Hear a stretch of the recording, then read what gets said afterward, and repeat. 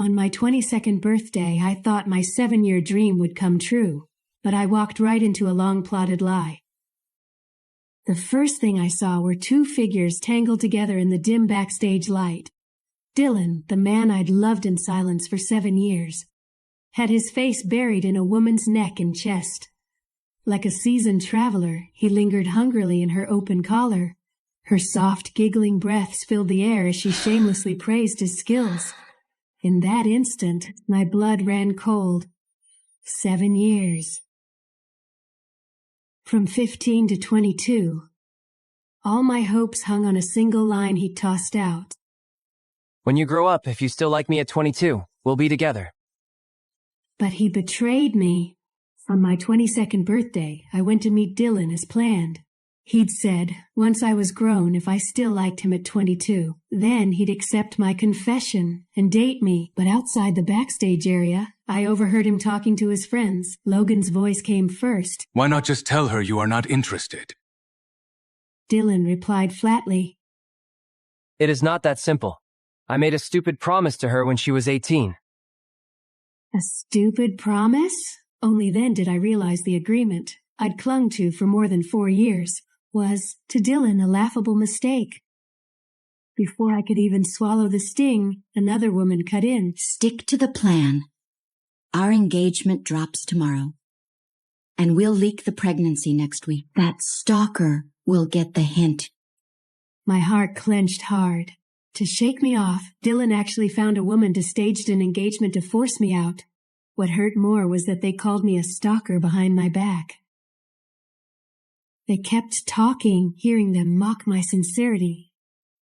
I felt a mix of fury and heartbreak. Dylan had never taken me seriously. I covered my mouth, swallowed a sob, and ran into the pouring rain. I hadn't gone far before a firm hand grabbed me. I turned around. It was my brother Ethan catching up. He apologized, saying he watched me fall deeper for years, but never dared tell me the truth. In that moment, I felt even more ridiculous. Even my own brother had known all along. He even knew their whole plan. My tears had run dry. I decided right then to apply for studies in Florence.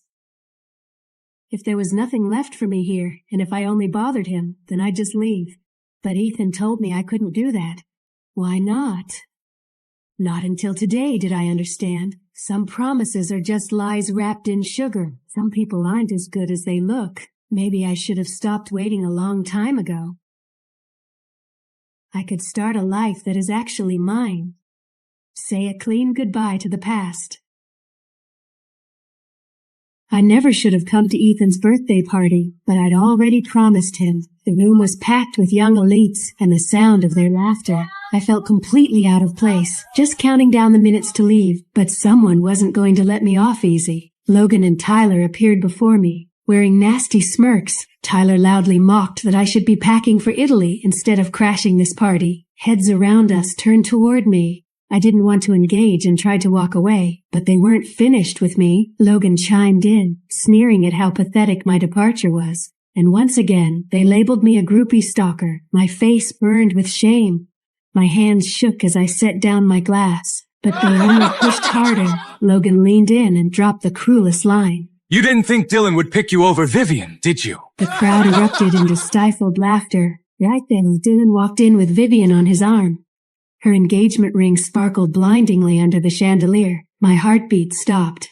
Vivian was stunning, making me feel like a child playing pretend. He really did choose her. Logan loudly called Dylan over.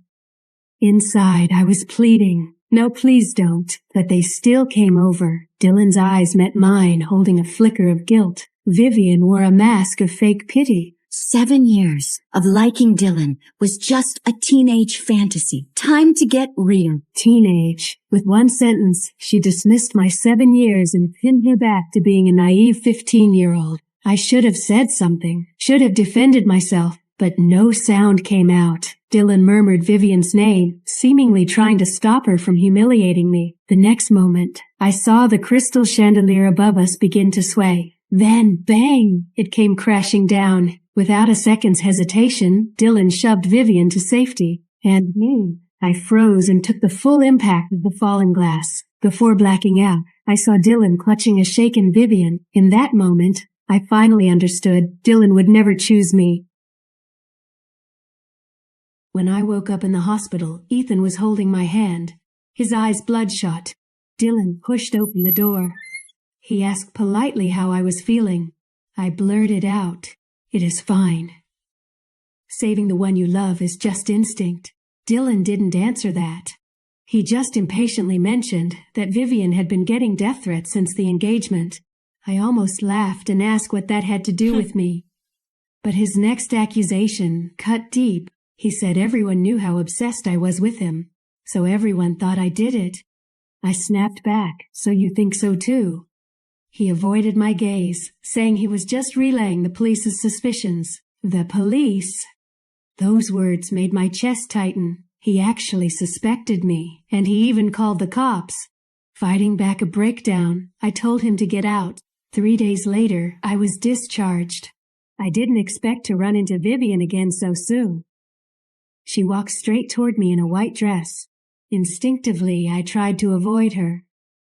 But she was on a mission. She wasn't going to let me walk away. Vivian bragged about Dylan's devotion and his love for her. Every word she spoke was a sharp blade to my heart. Finally, touching her stomach, she told me she and Dylan were having a baby. A baby. The fake pregnancy they used to scare me off had actually become a reality. The last string of my sanity finally snapped. I tried to flee in a panic and accidentally bumped into her. She stumbled back and fell into the water. The next second, another figure plunged in without hesitation. It was Dylan. He pulled Vivian out like she was a precious treasure, frantic about her and the baby. Vivian clung to him, sobbing. "She pushed me! She tried to kill me!" Dylan roared at me, furious. Are you insane? Stay away from us! Stay away from my family! If I see you go near my fiancée again, I am calling the police! I tried to explain, but it was pointless. To Dylan, I was just a vicious person, someone who'd shoved Vivian in on purpose.